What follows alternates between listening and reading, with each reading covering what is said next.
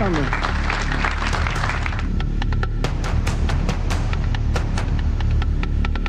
Tidak akan ikut fakta militer manapun.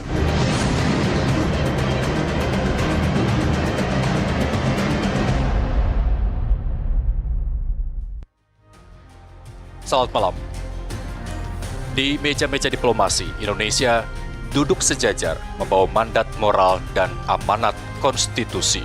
Namun jauh dari forum dan juga pidato, konflik belum juga bereda. Anak-anak masih kehilangan rumah dan perdamaian masih sebatas mimpi. Board of Peace menjadi ruang harapan sekaligus ujian keberanian politik. Apakah Indonesia hanya hadir untuk terlihat dan berani bersuara ketika dunia memilih diam? Malam ini kita tak hanya berbincang soal posisi, tapi soal sikap, keberanian, dan arah diplomasi Indonesia ke depan. Bersama saya, Muhammad Rizal, inilah Merah Putih.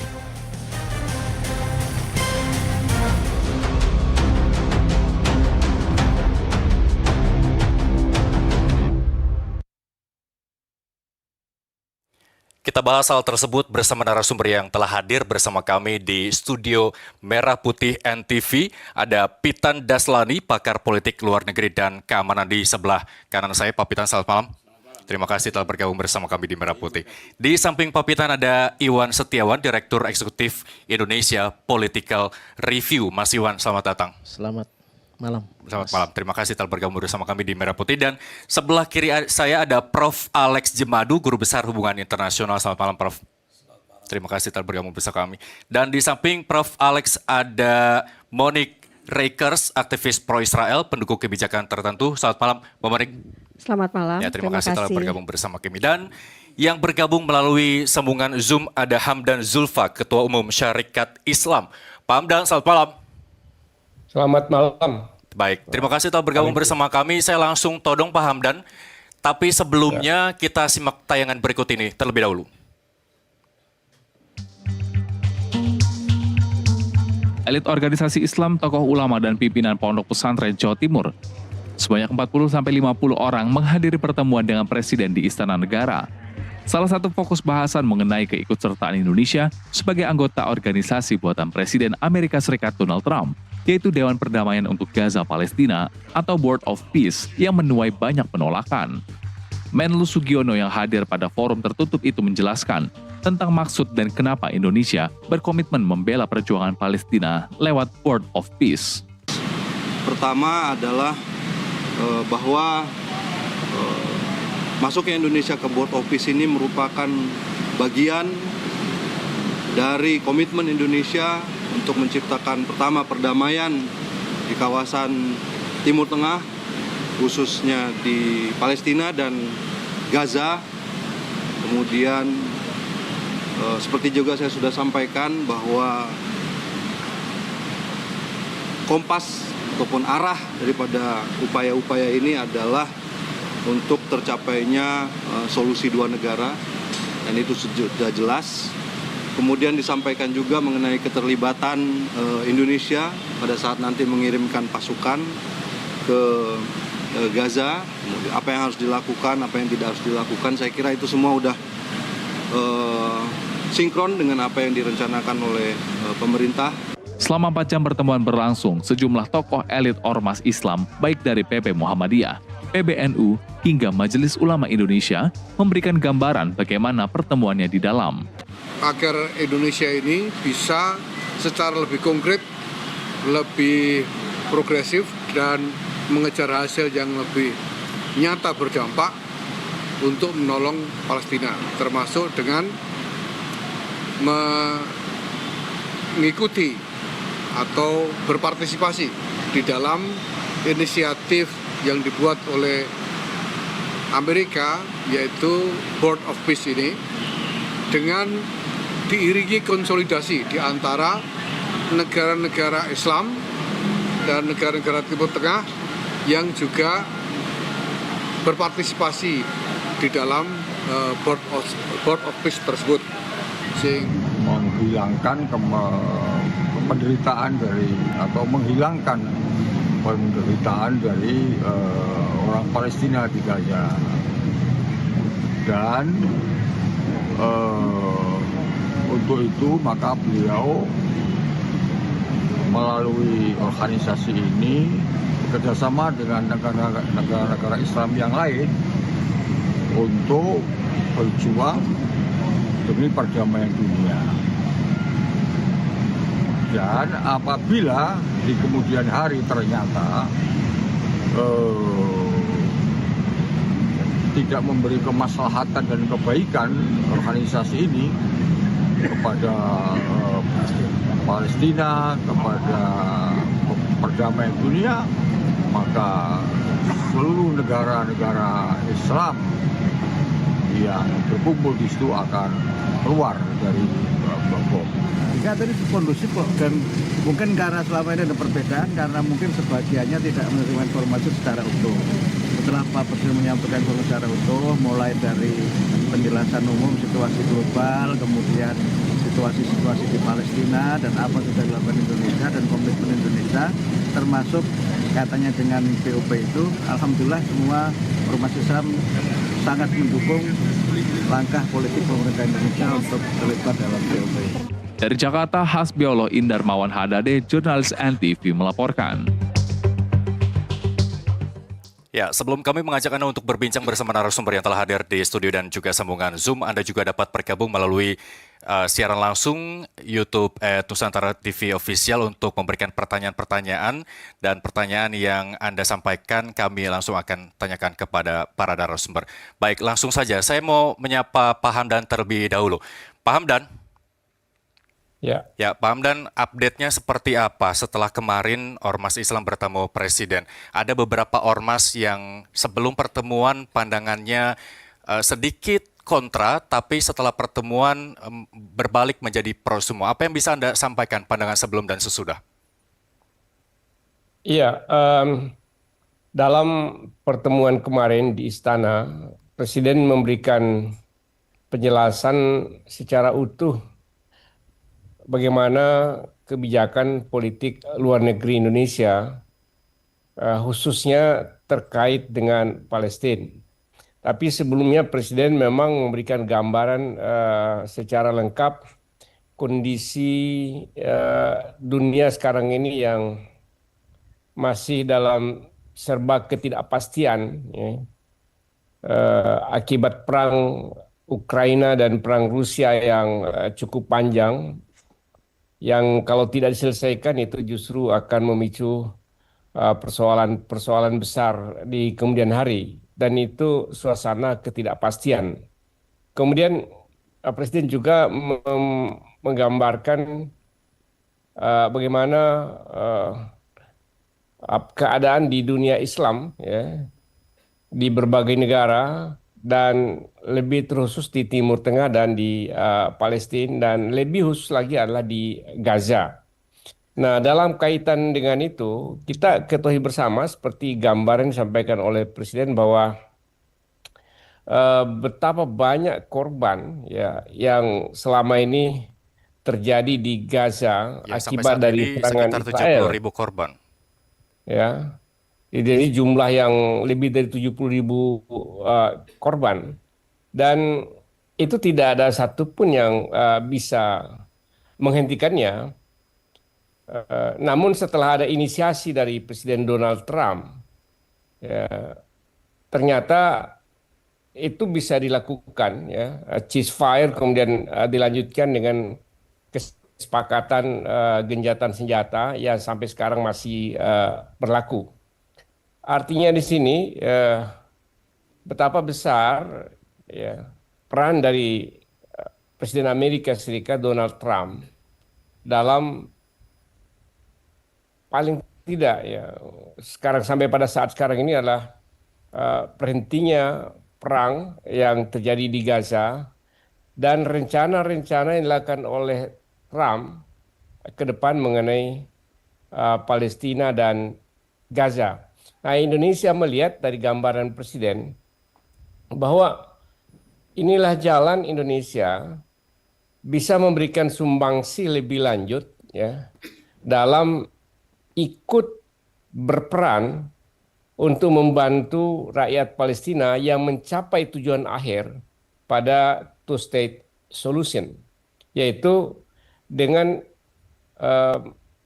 menerima ajakan dari Donald Trump untuk masuk dalam BOP. Memang tadi malam digambarkan kenapa kita ikut, ya, dan apa yang bisa diperoleh. Nah, memang kalau pilihannya ada dua, menolak ajakan atau mengikuti ajakan, dari kondisi yang ada, jauh lebih besar Indonesia memberikan peran ketika ikut di dalam dan menerima ajakan dari Presiden Trump untuk masuk dalam BOP daripada berada di luar. Karena bagaimanapun juga kita harus mengakui faktanya bahwa peran Amerika dan pada saat ini peran Presiden Trump itu sangat besar sekali yang bisa mengajak Israel untuk berhenti melakukan serangan dan pembantaian di Palestina. Baik. Jadi Ya. dengan gambaran itu, ya, saya secara utuh begitu, akhirnya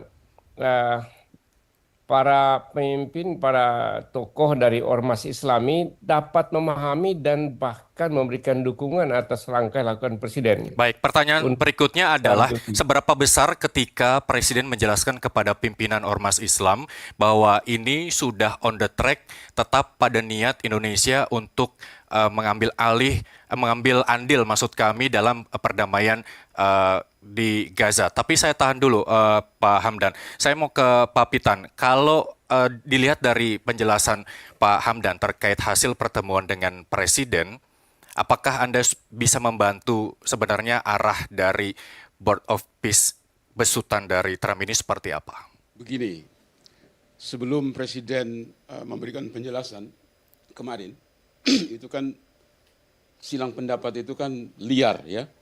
Banyak sekali, bahkan banyak sekali yang tidak setuju dengan Presiden. Kenapa masuk ke situ? Gitu.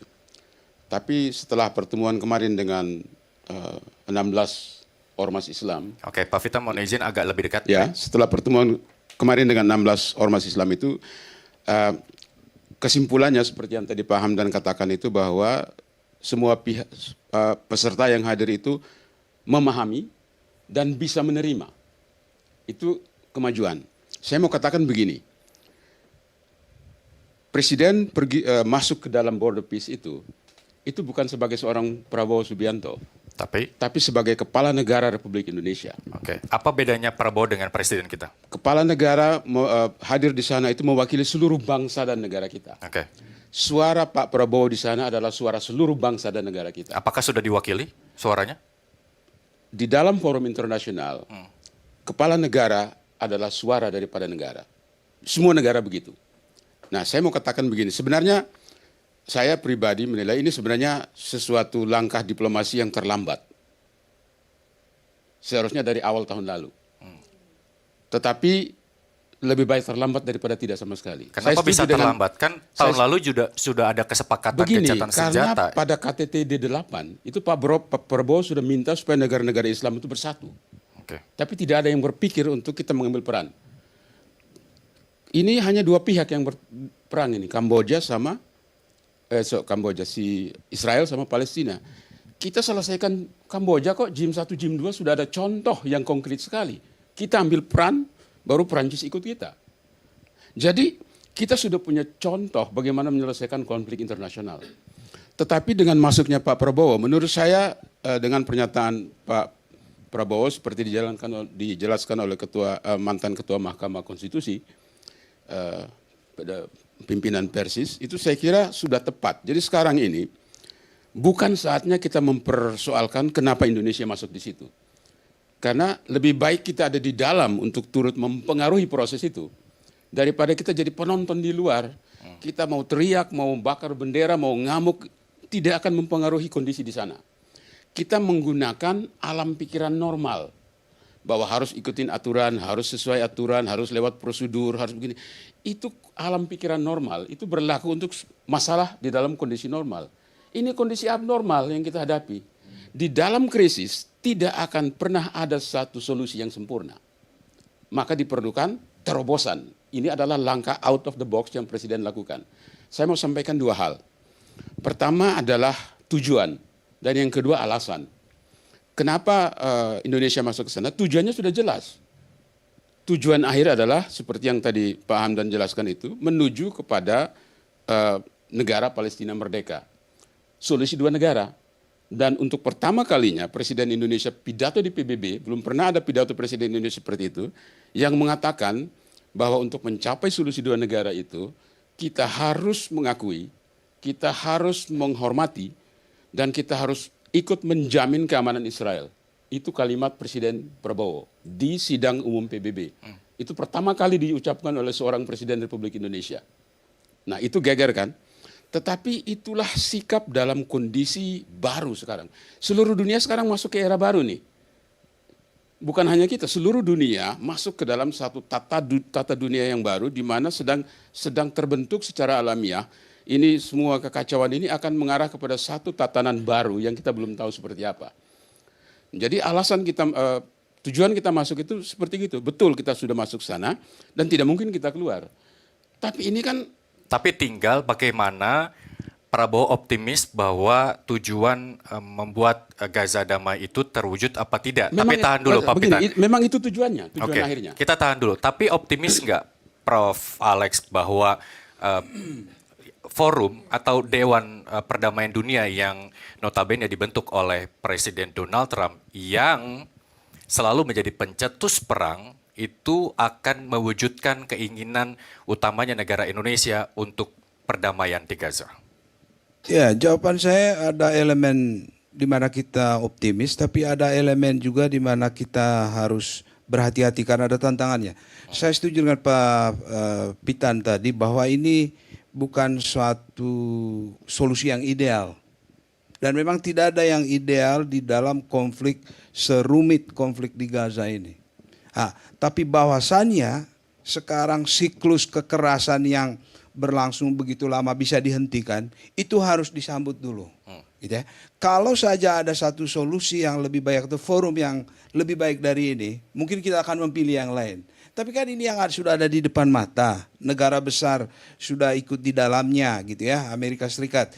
Didukung lagi oleh resolusi Dewan Keamanan PBB 2803. Kan gitu. Jadi legitimasinya itu sudah aman lah bagi negara yang terlibat di dalamnya.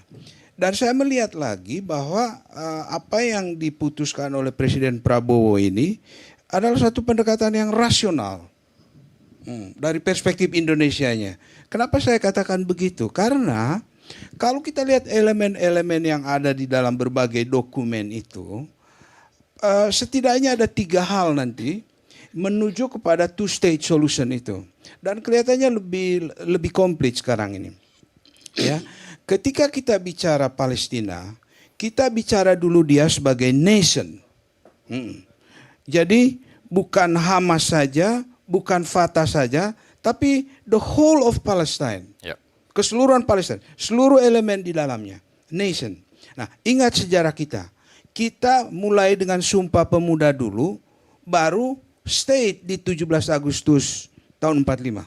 Saya pikir proses yang sama juga, ya kalau kita memikirkan untuk two state solution menuju kepada negara Palestina ke depan itu, dia juga harus ada nation buildingnya. Dan di situ saya pikir Indonesia bisa berbagi banyak hal. Karena kita ini negara yang disorot oleh dunia mampu menangani kemajemukan kita. Dan saya pikir Indonesia bisa berbagi di situ bagaimana membentuk Palestina sebagai nation. Yang kita sebut sebagai itu nation building. Oke, itu unsur yang pertama. Unsur yang kedua, ya, kalau dia mau menjadi negara, kalau tujuan kita, destinasi kita ke sana itu nanti harus ada juga aspek state building. Dari mana kita dapat elemen itu? Terlibatnya teknokrat Palestina di dalam dewan ini. Mereka ikut.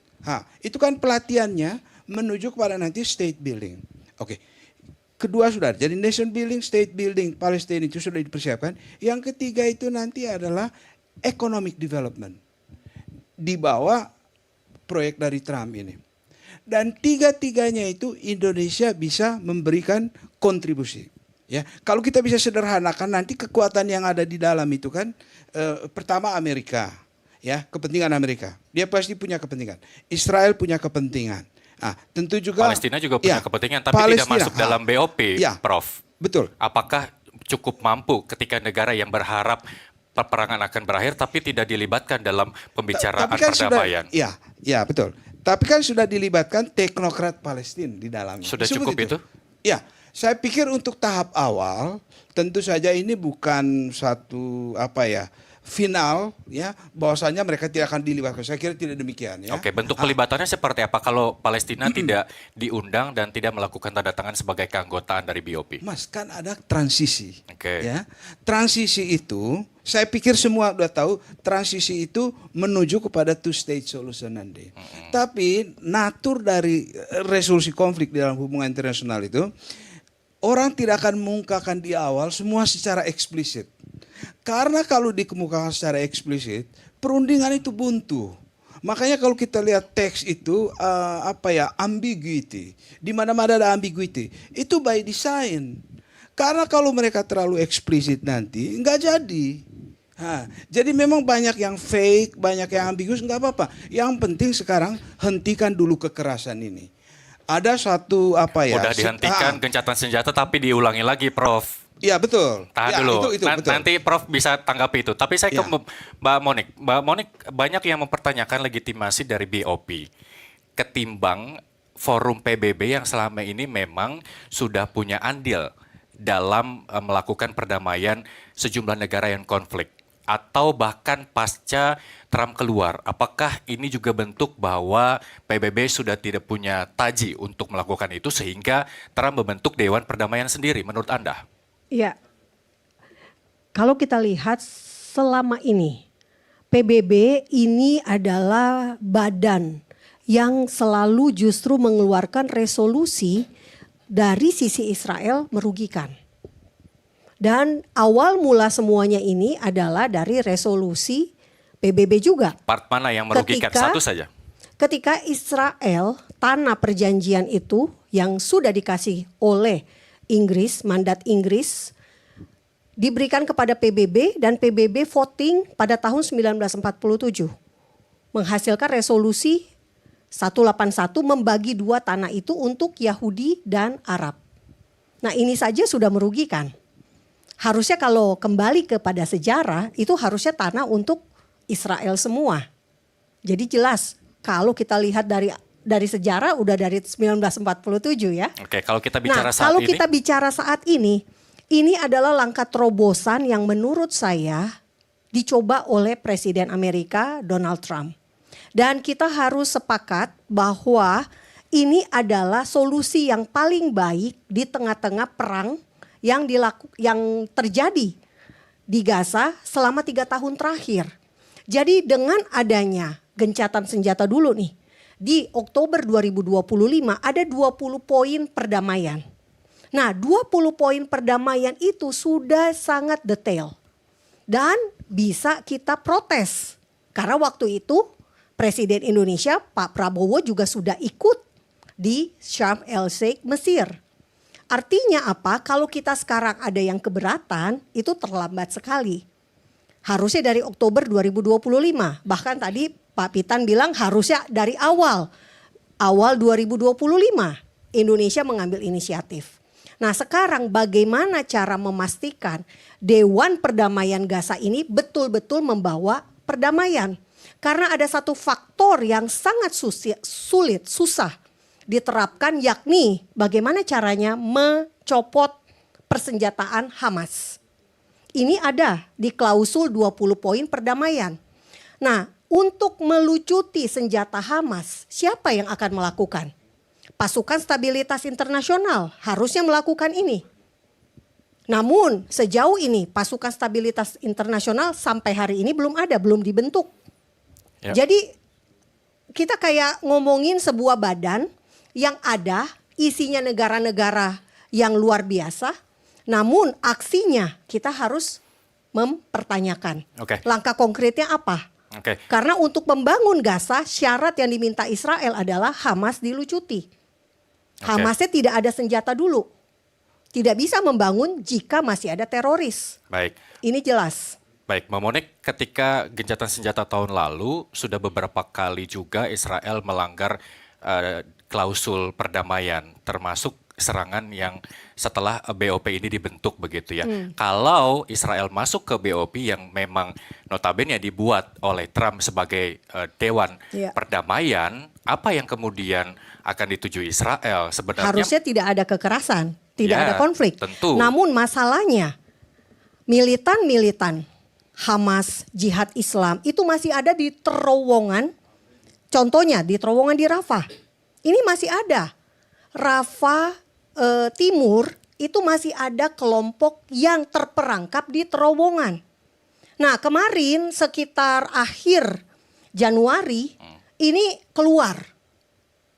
Mereka keluar dari terowongan. Ini tentu saja buat Israel mereka adalah musuh.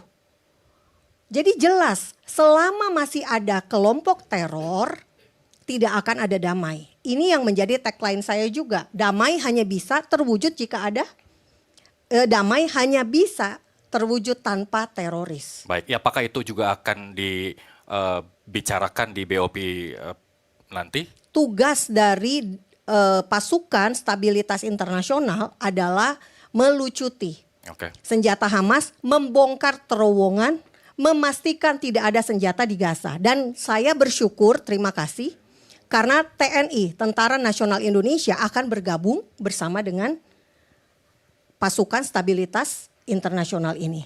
Jadi ini sebuah langkah positif yang juga menjadi ujian. Karena apa? Hamas sudah menyatakan tidak akan menyerahkan senjata. Nah, sejauh mana Indonesia yang dekat dengan Palestina, meski Palestina ada dua kutub ya, ada otoritas Palestina dengan Fatah dan ada Gaza dengan Hamasnya. Ini juga ujian buat Indonesia, bukti diplomasi Indonesia terhadap Palestina. Apakah mampu melakukan pendekatan sehingga betul-betul perdamaian itu tercipta? Baik, kita tahan dulu Mbak Monik. Saya mau ke Mas Iwan. Kalau kita bicara untung rugi, hitung-hitungan begitu, apakah itu juga yang menjadi bahasan Presiden saat bertemu para pimpinan ormas Islam sehingga mengubah pandangan mereka dari yang kontra menjadi pro? Apakah untungnya lebih besar daripada ruginya? Ya, kalau kita lihat penjelasan dan pernyataan dari beberapa pimpinan ormas yang keluar dari istana setelah kurang lebih 4 jam ya berdiskusi dengan Presiden Prabowo Subianto, saya kira memang mereka sudah mendapatkan penjelasan yang komprehensif, penjelasan yang utuh, sehingga kemudian bahkan MUI sebelum itu kan dengan gamblang menolak. Betul. Tetapi setelah bertemu Presiden, setelah diberikan penjelasan, mungkin setelah berdiskusi panjang, bisa jadi dalam juga berdebat. Jadi mungkin sudah mendapatkan penjelasan yang utuh dan pasti kalau bicara ormas Islam, pimpinan pondok pesantren, para kiai, pasti bicara soal untung rugi. Kalau bahasa agamanya maslahat dan mudaratnya gitu. Ya. Jadi mungkin pertimbangan dari para ormas Islam ini adalah mungkin manfaatnya atau maslahatnya lebih besar. Tetapi kan memang sebelum ini banyak framing yang beredar di masyarakat itu bahwa forum yang dibentuk oleh Donald Trump ini, Presiden Amerika Serikat, BOP ini, sebenarnya hanya bahan untuk kemudian mengontrol gitu. Kemudian untuk melegitimasi apa yang ingin dilakukan oleh Donald Trump dan Israel, itu yang beredar di luar. Kemudian yang membuat panas juga adalah bahwa Indonesia akan memberikan iuran 1 miliar dolar. Dari mana tuh ya 1 miliar dolar? Ya, 17 triliun rupiah. Ya. Sementara di Indonesia sendiri masih menghadapi beberapa masalah, itu terutama rekonstruksi Purwa Sadewa lah ya. Ya, itu yang membuat panas juga. Yang membuat tambah panas lagi bahwa anggaran itu bisa jadi dari APBN. Nah, jadi banyak serangan-serangan politik, kritik-kritik yang luar biasa. Nah, itulah yang menurut saya memang langkah tepat yang dilakukan oleh Pak Presiden Prabowo Subianto, memberikan penjelasan langsung kepada para tokoh perwakilan dari masyarakat lah. Nah, sehingga kemudian bisa diterima dengan baik. Yang lebih penting lagi, Indonesia ini kan sudah masuk dalam BOP ini. Perdebatan terkait soal penting atau tidak, saya kira harus lebih maju lagi terkait dengan bagaimana peran Indonesia di dalam.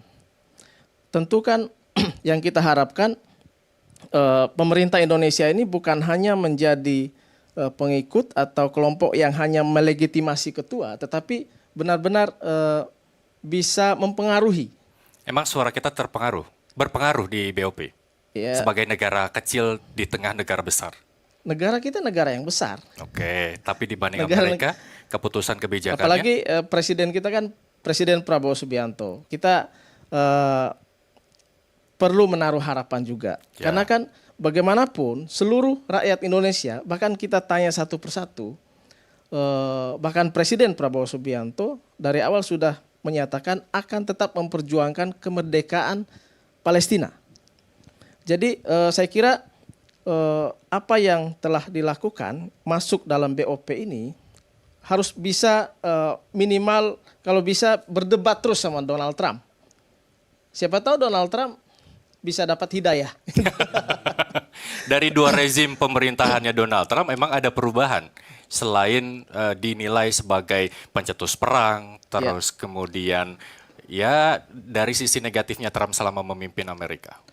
Betul. Kemarin kan kalau kita lihat di PBB selalu walaupun sudah mayoritas negara memilih dan mengakui Palestina itu harus merdeka, tetapi selalu dihalangi oleh veto Amerika.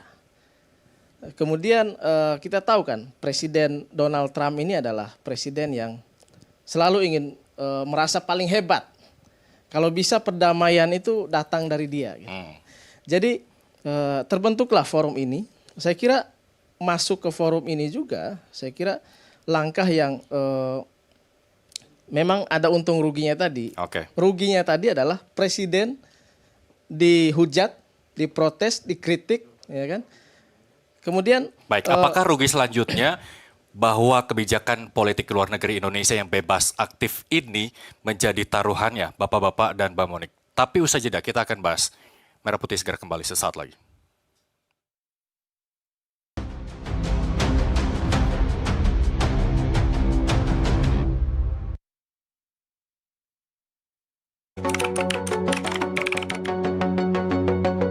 Sekilas sih tahu ya.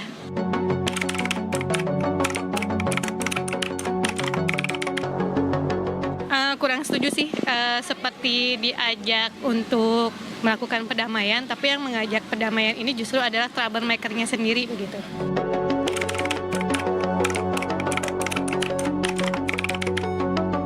Tahu. Ya.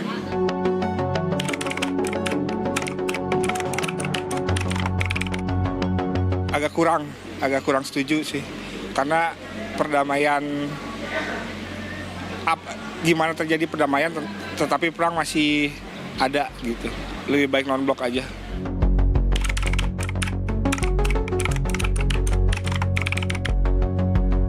Tahu.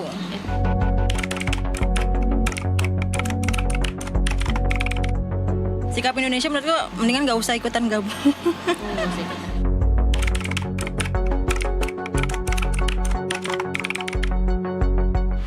Itu sih organisasi yang didirikan oleh Donald Trump ya kalau nggak salah ya, dan itu kan organisasi perdamaian gitu.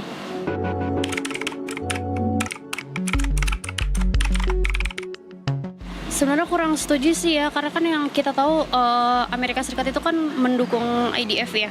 Jadi kayak kalau misalnya kita bergabung ke situ, jadi sama aja kita mendukung untuk adanya genosida di Palestina seperti itu. Iya, tidak bergabung, netral aja sih dari awal gitu ya. Ya, Anda kembali bersama kami di Merah Putih masih berbincang terkait dengan peran Indonesia di BOP. Saya mau kembali ke Pak Hamdan. Pak Hamdan masih bersama kami? Pak Hamdan? Oke, baik. Sambil menunggu Pak Hamdan kembali bergabung bersama kami, saya mau ke Pak Pitan kembali. Tadi kita bicara soal untung rugi sama Mas Iwan, begitu ya. Masih ada satu kewajiban lagi Indonesia ketika sudah bergabung di BOP adalah membayar sejumlah anggaran 1 miliar dolar atau setara sekitar 17 triliun. Nah pertanyaannya, apakah ada jaminan ketika Indonesia membayar 17 triliun itu bahwa perdamaian serta-merta mengikuti? Kalau tidak kan kita rugi besar, rugi bandar. Begini. Ini saya lihat ada salah persepsi di banyak kalangan ini. Board of Peace ini dibentuk oleh Dewan Keamanan berdasarkan resolusi Dewan Keamanan PBB nomor 2803 tanggal 17 November 2025. Kalau kita baca resolusi itu, sekarang yang orang lagi heboh itu kan 17 triliun itu. Begini, di pasal 6 resolusi itu dikatakan bahwa beban pembiayaan itu akan diminta dari Bank Dunia dan organisasi internasional lainnya, dan sumber kedua adalah akan dibentuk trust fund dari negara-negara yang mau memberikan donasi. Itu kalimat di dalam butir 6 daripada resolusi Dewan Keamanan PBB seperti itu. Nah ini banyak ditafsirkan seolah-olah ini iuran anggota. Ya toh?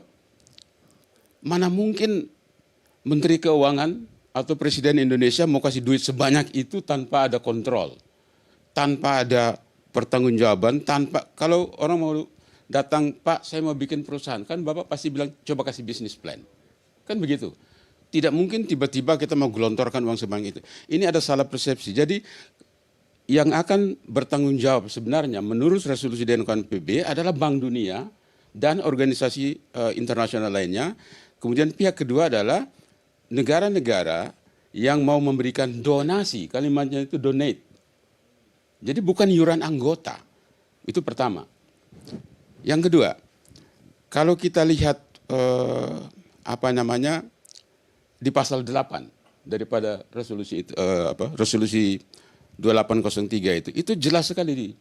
Dia katakan di situ bahwa badan sipil ataupun militer yang dibentuk di bawah Board of Peace ini akan bertugas sampai 31 Desember 2027.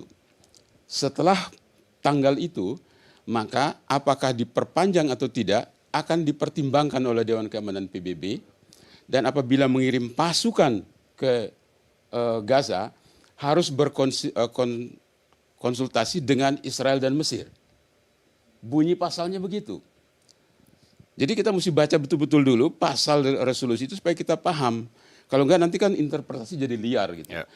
Itu yang pertama. Yang kedua saya mau bilang begini. Ini kan perihal 1 miliar dolar itu sebenarnya pasalnya itu mengatakan begini. Di dalam charter yang diumumkan di Davos itu oleh Donald Trump itu yang Pak Prabowo ikut tanda tangan. Itu begini, dia katakan bahwa negara-negara, kalimatnya begini, negara-negara yang pada tahun pertama membayar kontribusi 1 miliar dolar, keanggotaannya akan diperpanjang pada tahun ketiga. Begitu kalimatnya. Jadi tidak ada ikatan keanggotaan di situ. Ini kan partisipan, bukan anggota. Berarti kalaupun tidak bayar, Indonesia bisa keluar kapanpun. Kita bisa keluar hari ini juga. Keluar atas kehendak kita sendiri atau dikeluarkan dari batas waktu yang ditentukan? Tapi kalau kita keluar, kita rugi, Pak. Kita keluar berarti kita jadi penonton. Kita hanya teriak-teriak tapi tidak akan mempengaruhi proses di sana. Yang kita inginkan kan Palestina merdeka kan? Baik. Bagaimana apakah kita mau Donald Trump itu cukup mendengar keterangan dari presiden kita untuk membuat perdamaian itu nyata? Saya kira begini ya. Kalau pada level kepala negara bertemu, itu mereka duduk sejajar. Ya, jadi presiden kita pergi ke sana bukan menjadi bawahan dari Donald Trump. Presiden kita ke sana duduk sejajar dengan Donald Trump. Itu yang harus kita pahami. Jadi kita bukan mengekor dan mengikuti. Tidak begitu. Kita negara berdaulat. Kita negara besar. Nah, bahwa presiden bisa hadir di sana itu satu kesempatan terbaik. Kita bersuara dan turut mempengaruhi proses itu. Kita maunya seperti apa. Baik, kita tahan Kalau dulu, tidak setuju, kita bisa keluar. Baik, saya tahan lagi Pak Pitan. Saya mau nyapa kembali Pak Hamdan. Pak Hamdan, selamat malam. Masih bergabung bersama kami? Ya, selamat malam. Ya, Pak Hamdan, tadi kita bicara soal untung rugi Indonesia masuk ke Board of Peace, begitu ya. Apakah ada klausul atau poin-poin yang disampaikan oleh para pimpinan ormas Islam pada saat pertemuan dengan Presiden sehingga kata setuju itu tercipta, Pak Hamdan? Tadi malam secara kompak begitu, para pemimpin ormas Islam itu setuju dan memberikan dukungan atas langkah dan kebijakan Presiden untuk masuk dalam BOP. Itu serta-merta atau ada beberapa poin yang Anda dan teman-teman ormas Islam lain sampaikan, seperti hitung-hitungan untung dan ruginya? Itu jelas bisa dipahami dari penjelasan Presiden ya, karena tadi seperti yang disampaikan bahwa kalau kita ada di luar kita tidak bisa melakukan apa-apa, kita penonton. Tapi kalau kita di dalam ada banyak yang bisa kita lakukan, utamanya Indonesia bisa mengambil peran yang lebih besar ya, karena negara-negara Teluk Timur Tengah kan kadang-kadang tidak satu juga. Kalau itu Presiden Prabowo bisa terus mengajak mereka untuk kompak, itu juga bisa menyelesaikan masalah lain di Timur Tengah gitu. Jadi artinya apa? Itu peran kita sangat penting sekali ya, terutama itu untuk membuat kelompok negara-negara di Timur Tengah itu bisa diajak bersatu, dan Indonesia memiliki kewibawaan dan cukup pengaruh dalam hal ini karena tidak terlibat dalam satupun konflik kan. Jadi dalam hal ini peran kita menjadi sangat penting ada di sana dan bisa memberikan pengaruh yang signifikan tentunya, bukan saja dari suara kita tapi dengan kemampuan dari Indonesia atau khususnya Presiden dalam berdialog ya, melakukan lobby dengan negara-negara lain agar suaranya satu sehingga bisa mempengaruhi lebih besar dalam keputusan-keputusan yang dilakukan oleh Board of Peace. Baik, Pak Hamdan ngasih tantangan nggak ke Presiden butuh berapa lama? Katakan setahun, 2 tahun, atau 3 tahun, jika perdamaian itu belum juga terwujud, maka arahan untuk atau permintaan untuk Indonesia keluar dari BOP itu muncul? Begini, jadi ini saya kira kita juga memahami bahwa ini bukan masalah sederhana. Ini kan sudah 79 tahun ini, hampir 80 tahun ini masalahnya belum selesai.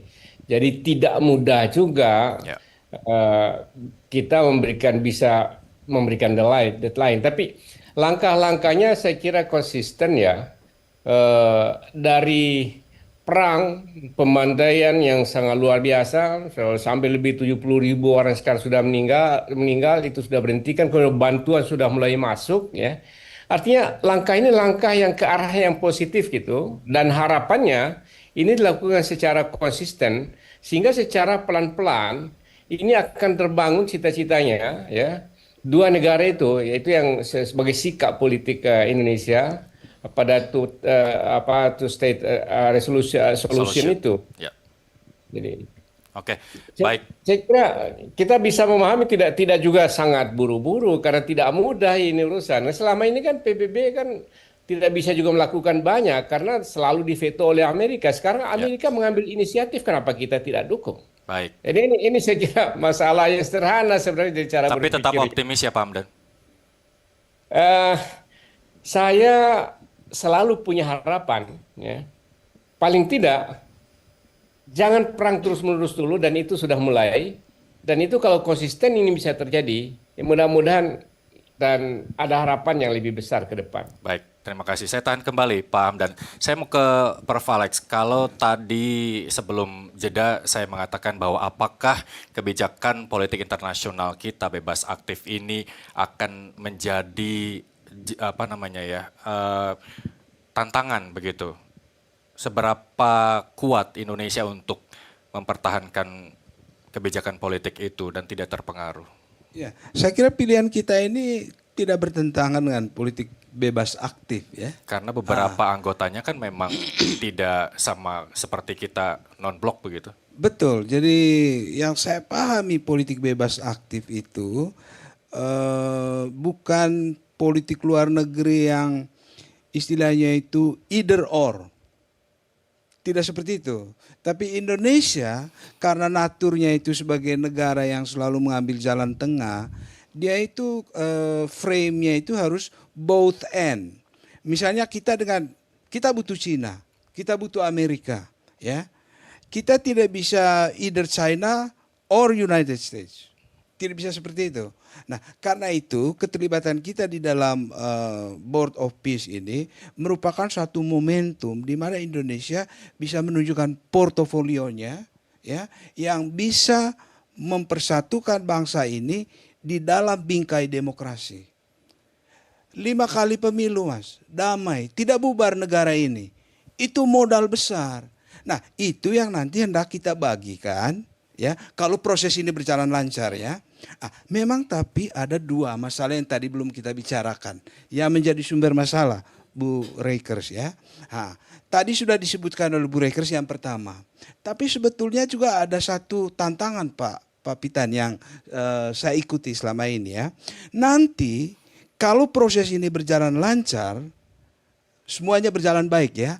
Apakah Israel akan mundur dari keseluruhan Gaza? Itu juga jadi masalah nanti. Karena sekarang kan dia ada di garis kuning itu, ya kan? Perjanjiannya kalau misalnya rekonstruksi semua ini berjalan lancar, dia harus mundur dari situ loh, Mas. Gencatan senjata aja dilanggar, Bu Mbak Monik, gimana? Ini tantangan dari Prof Alex. Ini dijawab dulu. Saya selesaikan dulu. Oke, baik. Nanti dijawab oleh Mbak Monik. Disitulah nanti tugas Indonesia sebagai negara yang mengklaim sebagai kekuatan moderat ini untuk bisa menjamin bahwa keseluruhan Gaza itu dilepaskan untuk Palestina merdeka itu. Ya iya, karena memang perjanjiannya begitu kan. Kalau segalanya berjalan lancar, dia harus mundur dari garis yang sekarang ini. Itu tantangannya, Mas. Oke. Tapi tentu tidak mudah untuk diselesaikan. Baik, dijawab langsung Mbak Monik. Mbak Monik Ya. aja tadi mempertanyakan atau memberatkan, sebenarnya ada itu lahan Israel dari dulu sampai sekarang tidak dikasih, ya kan. Gencatan senjata aja dilawan. Apa tantangan dari Prof Alex yang betul, bisa dijawab? Israel sekarang menguasai sekitar 53-58% ya wilayah Gaza dengan garis kuning, yellow line, dinamakan yellow line karena memang batas-batasnya diwarnai kuning, beton-betonnya gitu ya. Kenapa ini ada? Ya karena memang kita ingat serangan teror dari Hamas dan Jihad Islam dan kawan-kawannya 7 Oktober 2023 yang menewaskan lebih dari 1.300 orang, sekitar 1.300 orang dan menculik 253 orang. Jadi menculik dengan membunuh 70.000 jauh. Ini penculikan. Bayangkan ada organisasi teror yang menawan mulai dari anak sampai manula, perempuan. Bahkan kesaksian dari para penyintas penawanan itu bukan hanya perempuan yang diperkosa, laki-laki juga diperkosa. Oleh laki-laki artinya. Tapi itu lain cerita. Kita sekarang fokus ke perdamaian. Kalau kita lihat dari paparan Jared Kushner, dia ini adalah Dewan Eksekutif Gaza. Dewan Eksekutif Gaza bukan hanya Jared Kushner, bukan hanya menantu dari Presiden Trump yang jelas orang Yahudi ya. Bukan hanya ada Steve Witkoff, utusan khusus Timur Tengah. Ada di sana Turki, Qatar, Mesir dan Uni Emirat Arab. Dewan Eksekutif Gaza, paparan dari Jared Kushner di Davos menyajikan Gaza yang baru. Targetnya kapan? Dalam waktu 3 tahun. Pembangunan di Gaza itu sudah berjalan. Pertama fokusnya di mana? Di Rafah. Rafah akan dibangun 100.000 rumah. Di tepi pantai dibangun kawasan bisnis dan turisme. Menjadikan seperti Dubai, seperti Hong Kong. Jadi ini strategi yang menurut saya bisnis plan yang sangat cepat. Bandingkan dengan Indonesia, kita bangun IKN berapa lama? Nah ini 3 tahun targetnya. PBB saja mengatakan untuk membereskan puing-puing di Gaza butuh waktu 7 tahun. PBB ini pesimis ya.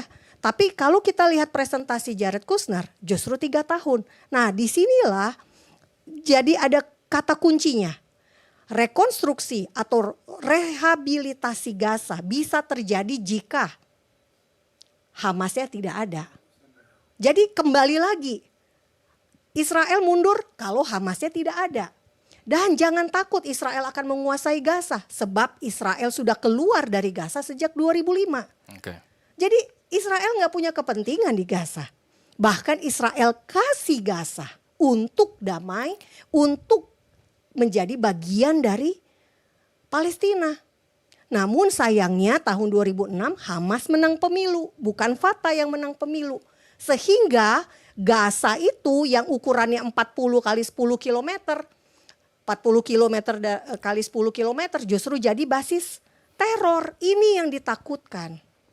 Nah, kalau kita mau betul-betul Gaza yang baru ini damai sejahtera, Gaza yang makmur, tentu kita harus balik lagi.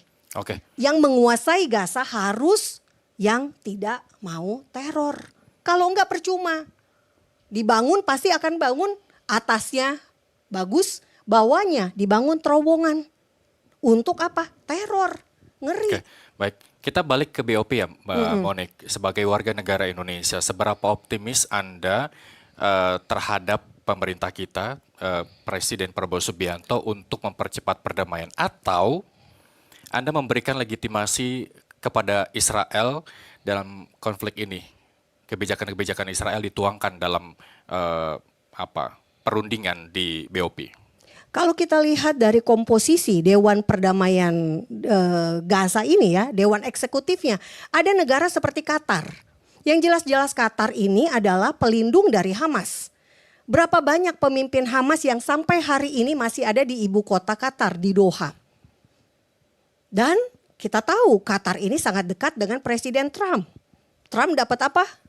Pesawat dari Qatar. Dan Qatar tidak pernah digadang-gadang untuk ikut masuk dalam kesepakatan Abraham. Tidak seperti Arab Saudi dan Indonesia. Jadi seperti ada tidak ditekan gitu ya untuk masuk ke kesepakatan Abraham. Nah, buat Israel tidak semua yang ada di situ adalah temannya Israel. Jadi kita bisa lihat ada Pakistan. Pakistan ini tidak bersahabat dengan Israel. Yang bersahabat India, India malah belum masuk. Nah, jadi kalau saya sangat apresiasi Presiden Prabowo. Karena apa? Presiden Prabowo lah yang pertama berani melakukan tindakan nyata. Konkret. Meskipun selama ini kita hanya bahwa wacana Amerika loh. Serikat sebagai negara pencetus Dewan Perdamaian BOP ini sekutunya Israel? Karena memang sejauh ini kita bisa lihat Amerika juga menghasilkan kesepakatan damai Abraham. Negara seperti Uni Emirat Arab bisa berdamai di masa siapa? Di masa Trump. Bahrain, Maroko, negara-negara Islam, negara-negara Arab ini bisa berdamai di masa Trump yang pertama. Jadi suka tidak suka kita harus apresiasi. Korea Utara dan Korea Selatan ketemu di mana? Di Singapura, di masa siapa? Di masa Trump. Ada hasilnya. Nah, sekarang kalau Rusia sama Ukraina juga bisa berdamai di tangan Trump di periode kedua, tentu kita harus sambut positif. Baik, kita lanjut nanti Mbak Monik ya. Terima Mas kasih. Iwan juga kita lanjut nanti ya, tapi kita jeda sesaat dulu. Merah Putih akan segera kembali sesaat lagi.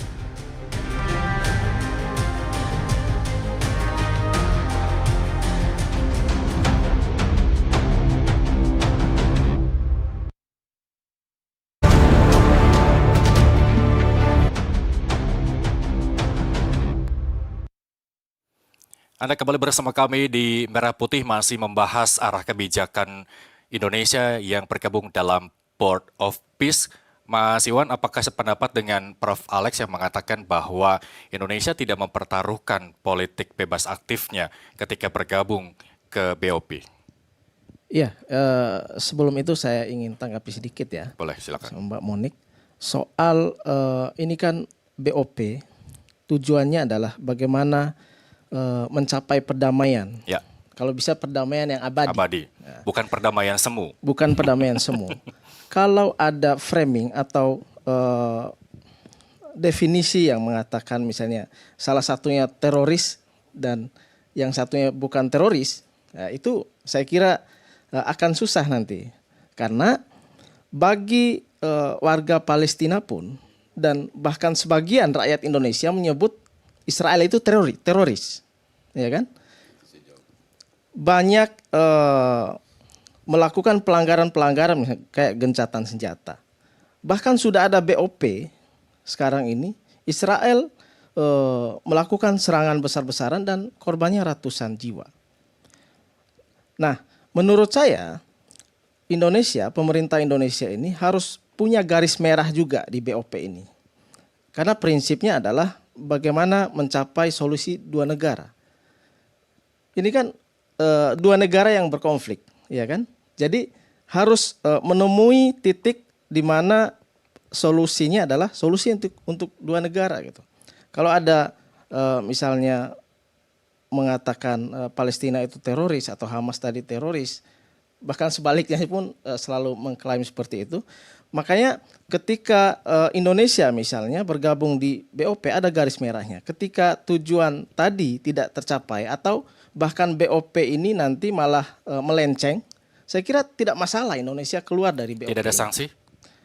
Saya kira sanksi ke depannya ketika ada pembentukan dewan serupa yang tidak hanya diinisiasi oleh Amerika Serikat tapi negara lain yang masuk di BOP itu. Ya mungkin saja, tetapi Indonesia harus memegang prinsip itu menurut saya. Ketika sudah melanggar atau sudah membelot, saya kira tidak ada salahnya Indonesia keluar dari BOP ini gitu. Tapi apakah ada jaminan bahwa BOP ini akan sesuai on the track? Balik lagi karena ya, chairman-nya adalah kalau semua Trump. anggota misalnya memiliki komitmen untuk itu dan terutama ketuanya Donald Trump berpegang juga pada komitmen yang sama. Ketika misalnya yang lain sudah sepakat untuk berdamai atau untuk membangun, tetapi beda lagi Donald Trump, saya kira akan susah. Sama saya dengan di PBB selalu menggunakan hak veto untuk membatalkan itu. Oke, apakah mudah ketika misalkan melenceng atau tidak sesuai dengan bebas aktif tadi yang menjadi taruhannya? Ya, banyak saya kira kalau kita lihat bilang. penjelasan pemerintah dari Kementerian Luar Negeri, Menteri Luar Negeri Pak Sugiono, saya kira beliau juga menyatakan tidak ada salahnya juga Indonesia keluar ketika tidak sesuai dengan apa yang diharapkan dari awal. Tapi tidak ada channel lain untuk membentuk atau mewujudkan perdamaian itu. Masih ada? Harapan harus tetap ada. Oke. Harus tetap ada. Oke. Pak Pitan, Ini apa yang menarik bisa ya. ditanggapi? Begini, jadi waktu Pangeran Diponegoro perang lawan Belanda, 1825. Kita belajar sejarah dulu ya. Ya, saya mencoba melihat definisi dari itu terorisme itu. Belanda bilang Diponegoro itu ekstremis, teroris. Tapi kita panggil pahlawan kita, pejuang kita. Sudirman begitu juga. Jadi terorisme itu adalah, definisi terorisme adalah di mana engkau berdiri. Di mana kamu berdiri, itu akan menentukan pola pikir kamu tentang apa yang kamu hadapi. Itu sebabnya negara-negara yang pro-Palestina akan bilang Israel itu teroris. Tapi negara-negara di seberang akan katakan Hamas itu teroris. Nah, kenapa saya katakan ini penting? Begini, pasal 1 daripada 20 poin Donald Trump itu justru mengatakan, angka nomor 1 itu, bahwa Gaza itu harus demilitarized,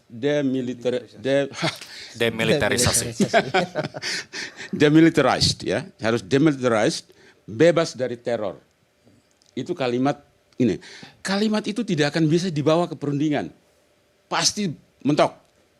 Justru disitulah pentingnya Pak Prabowo hadir di situ. Ya. Dan katakan Pak Trump, you pakai kalimat ini nggak bakal jalan. Karena Indonesia punya pengalaman, kita tangani Kamboja tidak seperti gini. Baik, kalau kata Mas Iwan, harapan itu pasti ada. Kalau menurut Pak Vita, seberapa besar harapannya untuk perdamaian itu terwujud? Begini, sekarang bukan saatnya kita persoalkan kenapa Indonesia masuk di situ. Itu sudah kadaluarsa. Yang sekarang apa yang bisa kita berikan input supaya kita berhasil di sana seperti apa yang kita mau lihat. Okay. Jadi jangan persoalkan kenapa Indonesia masuk di sana. Tapi apa yang bisa kita lakukan? Saya katakan tadi, dengan hadirnya Pak Prabowo di situ, di meja perundingan Pak Prabowo bisa bilang, Pak Trump, kalau pakai cara ini dengan bahasa seperti ini bukan bahasa diplomasi. Itu Trump bukan seorang diplomat, dia pengusaha. Jadi perhitungannya untung rugi, makanya dia pakai kalimat itu. Itu kalau dikasih ke Kementerian Luar Negeri dicincang itu, nggak begitu kalimatnya. Kalau mau berdamai harus cari bahasa yang bisa diterima dua pihak. Itu seninya negosiasi damai itu seperti itu. Oke. Nah disitulah pentingnya Pak Prabowo hadir.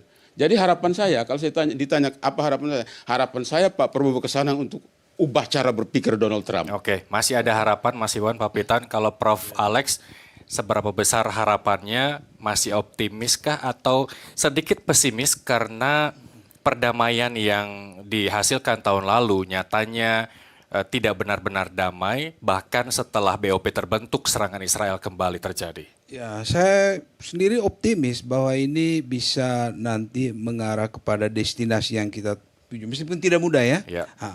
Kenapa? Karena baru kali ini orang itu berpikir agak lain dari cara-cara yang sudah ditempuh sebelumnya ya.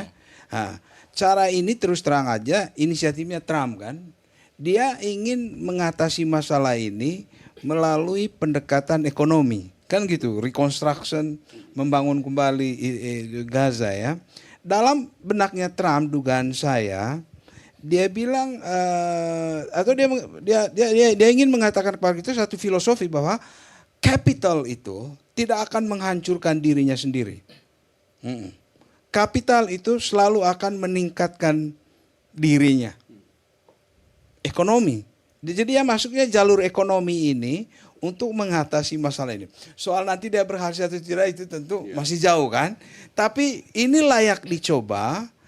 Dikombinasikan lagi dengan pengalaman Indonesia tadi saya dukung Pak Pitan bilang tadi. Kita harus bagikan di sana. Pak Prabowo harus bisa mengubah cara berpikirnya Trump. Ya, Trump itu kan pikirnya kan seorang pebisnis dia kan. Untung rugi, apa untungnya untuk saya, bagaimana kedudukan saya sebagai negara adikuasa di sini, dia jangan pikir gitu dong. Kan ini juga banyak negara lain kan.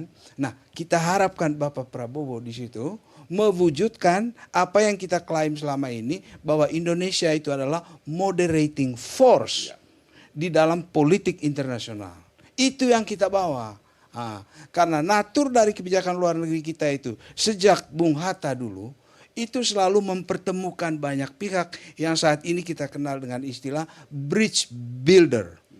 Indonesia ada di situ itu sebagai yang membangun jembatan ya antara Israel dan Palestina, antara negara-negara Arab dan Israel, antara semua pihak di situ. Jadi penting sekali Indonesia hadir di dalam ini. Karena di sana kita bisa memainkan peran yang dibutuhkan oleh semua itu untuk mempertemukan mereka itu, Mas. Baik, kalau bicara soal langkah tawar, Mbak Monik, langkah tawar apa yang akan disampaikan oleh Israel dalam forum perbincangan di BOP? Udahlah, perangnya selesai lah gitu. Memang perangnya sudah selesai. Sejak kembali sandera terakhir yang tewas, Ran Fili, dia seorang polisi, dia ditewas pada saat membela sebuah kibuts dan dibawa ke Gaza. Dan karena dia dipikir orang Palestina, maka dia dimakamkan dengan terhormat gitu ya, makanya jenazahnya utuh. Setelah itu setelah ditemukan oleh IDF, dipulangkan ke Israel, dimakamkan, maka pin kuning bring them home sudah dicopot. Jadi sekarang Israel sudah selesai dalam hal menyelesaikan akibat dari teror 7 Oktober 2023. Saya sekali lagi tegaskan, terorisme menurut definisi adalah segala tindakan melakukan kekerasan demi mencapai tujuan. Indonesia ada terorisme dan itu bukan pejuang jelas. Nah, kata perdamaian buat Israel itu sudah tidak asing. Tahun 1994 Israel itu berdamai dengan Palestina, jabat tangan dengan Yasser Arafat, pemimpin PLO, Organisasi Pembebasan Palestina. Bahkan itu harga yang dibayar sangat mahal. Karena apa? Perdana Menteri yang setuju berdamai dengan Palestina tewas dibunuh. Ishak Rabin tewas dibunuh oleh orang Yahudi yang tidak setuju dengan perdamaian. Kenapa ada orang Yahudi tidak setuju? Karena untuk berdamai Israel harus kasih tanah. Tanah apa? Bethlehem, kota kelahiran Raja Daud, kota kelahiran Yesus. Dikasih lagi Yeriko, kota pertama yang direbut oleh bangsa Israel. Dibawa Yosua ben Nun. Di Al-Quran juga ada Yusha. Ini bukti sejarah. Israel sudah nggak asing dengan kata perdamaian. Yang sering kali melanggar perdamaian justru sisi Palestina. Nah, pertanyaan saya, mampu nggak Indonesia mendekati Palestina agar Palestina ini konsisten untuk bisa akhirnya betul-betul perdamaian ini berjalan dengan baik. Oke. Itu tugas Indonesia. Oke. Karena Indonesia selama ini mengklaim sebagai pendukung Palestina. Di forum-forum OKI, forum-forum internasional PBB berapa kali selalu pemimpin negara kita selalu mendukung kemerdekaan Palestina. Oke. Bahkan masih sampai hari ini ada kedutaan besar Palestina di Jakarta. Namun kita mengklaim itu belum merdeka. Apakah saya nggak tahu nih dari sisi Profesor Hubungan Internasional apakah ini ilegal atau legal? Baik, saya tahan dulu Mbak Monik. Ini rasanya apa yang dikatakan Mbak Monik sedikit jauh akan tersaji di Dewan Perdamaian BOP ini ketika Israel seperti yang dikatakan oleh Mbak Monik. Iya, kalau semua yang diungkapkan tadi misalnya tersaji di DOP, forum, saya kira saya jamin gagal. Oke. Makanya prinsipnya adalah bagaimana forum ini benar-benar menjamin bahwa tercapai tujuan solusi dua negara tadi. Gitu. Kalau misalnya di saat DOB ada kemudian di saat gencatan senjata sedang berlangsung, kemarin Israel pun melanggar juga itu. Jadi sulit kita memahami, apalagi di dalam ini kan tidak ada Palestina, ada Israel, ya kan, ada Amerika Serikat dan sebagainya. Tetapi itulah mengapa kemudian Indonesia itu penting, karena Indonesia ini adalah salah satu negara yang selalu mendukung kemerdekaan Palestina gitu. Jadi tetapi tetap saja ada garis merah tadi. Ketika misalnya ketemu jalan buntu dan membelot atau malah lebih pro ke Israel, saya kira Indonesia tidak ada salahnya untuk menarik diri dari forum ini. Baik, saya mau ke Pak Hamdan lagi. Pak Hamdan masih bersama kami? Ya. Ya, Pak Hamdan? Ya. Ya, baik. Pak Hamdan, kalau kita bicara soal keadilan begitu ya, bagi ajaran Islam kan kalau saya salah tolong koreksi, ada ayat innallaha ya'muru bil adli wal ihsani begitu ya. Kalau menurut Anda sudah cukup adil kebijakan-kebijakan ataupun poin-poin yang disodorkan Trump sebagai chairman BOP kepada Prabowo kemarin sebelum ditandatangani? Iya, yang paling penting kan kita lihat di tujuan akhirnya. Tujuan akhirnya kita ini bangsa Indonesia selalu ikut aktif dalam rangka mencapai perdamaian dunia yang berdasarkan keadilan sosial. Saya kira itu prinsip yang dasar dan prinsip yang paling pokok dalam dalam kebijakan dan politik internasional Indonesia. Tentu saja apa yang disampaikan dan apa yang diperjuangkan oleh Pak Prabowo tentu ke sana.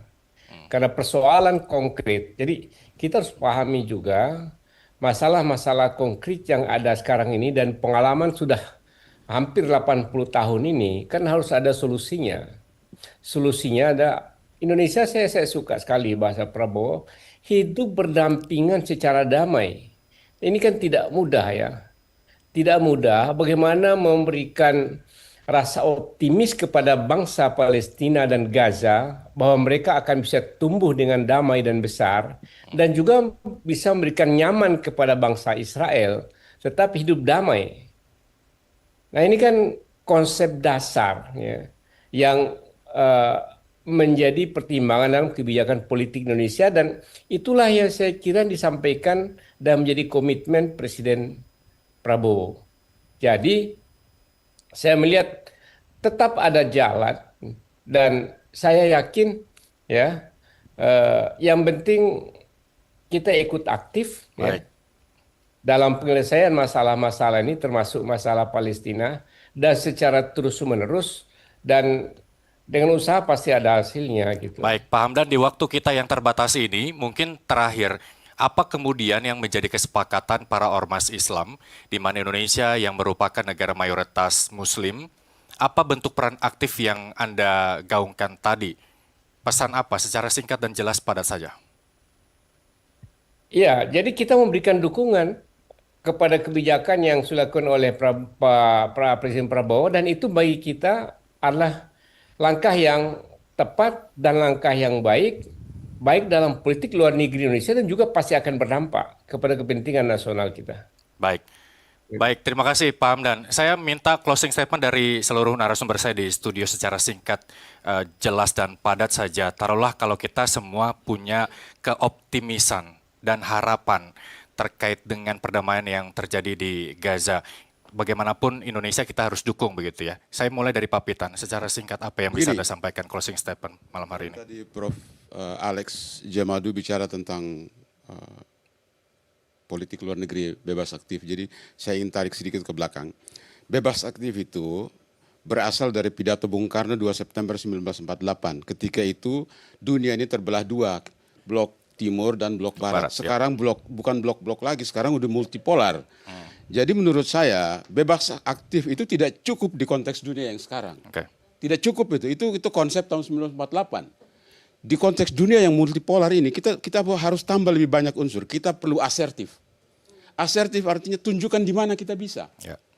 Kemampuan kita di mana. Nah, masuknya Presiden Prabowo di Dewan Board of Peace ini adalah bentuk asertivitas kita. Kita ikut serta. Itu kan konstitusi bilang turut serta melaksanakan perdamaian, ketertiban dan perdamaian dunia. Inilah bentuk nyatanya. Apapun hasilnya, yang penting kita berjuang dulu. Ya, sebentar. Itu bentuk yang pertama. Yang kedua adalah kita perlu proaktif. Jadi bebas aktif oke, kita perlu asertif, kita perlu proaktif. Artinya jangan jadi follower. Jangan kejadian baru kita reaksi dari dulu kan begitu. Kita bisa ambil peran duluan. Gitu. Jadi kita harus lead the change, kita memimpin perubahan yang sedang terjadi dalam pembentukan tata dunia yang baru ini. Itu pesan saya. Oke. Terakhir, Mas Iwan, secara singkat saja. Ya, kita berharap karena Indonesia sudah masuk dalam BOP ini, Indonesia melalui Presiden Prabowo Subianto benar-benar bisa berperan aktif dan bisa memberi pengaruh besar tentu kepada negara-negara Islam dan terutama bisa mempengaruhi Donald Trump. Sehingga, optimis itu juga bisa ya? Bisa ya? Ya, kita harus percaya pada presiden kita. Oke, baik, terima kasih Mas Iwan. Prof. Alex, secara singkat saja. Ya, singkat saja. Menurut saya sekarang kan kita sudah ada di sana. Kita Presiden Prabowo ini melakukan satu kebijakan luar negeri yang sangat rasional. Dan saya lihat dia mempunyai obsesi untuk menunjukkan kontribusi Indonesia itu yang merupakan manifestasi dari Indonesia itu apa sebenarnya. Luar biasa kan? Karena itu kita perlu mendukung dan memberikan legitimasi yang kuat pada apa yang menjadi pilihan rasional dari seorang Presiden Prabowo. Oke, luar biasa. Terima kasih Mbak Monik. Saya mewakili rakyat Indonesia nih. Udahlah, damai saja. Ya, damai selalu baik, damai pasti baik, namun damai hanya bisa tanpa teroris. Dan saya bersyukur Indonesia ikut dalam Dewan Perdamaian Gaza karena apa? Israel ada di situ, sehingga Indonesia dan Israel akan semakin merapat. Tapi tidak mempengaruhi kebijakan Trump untuk menolak perdamaian? Saya bukan jubirnya Trump ya, tapi yang saya lihat adalah dengan hadirnya Indonesia, ini adalah peluang yang sangat besar.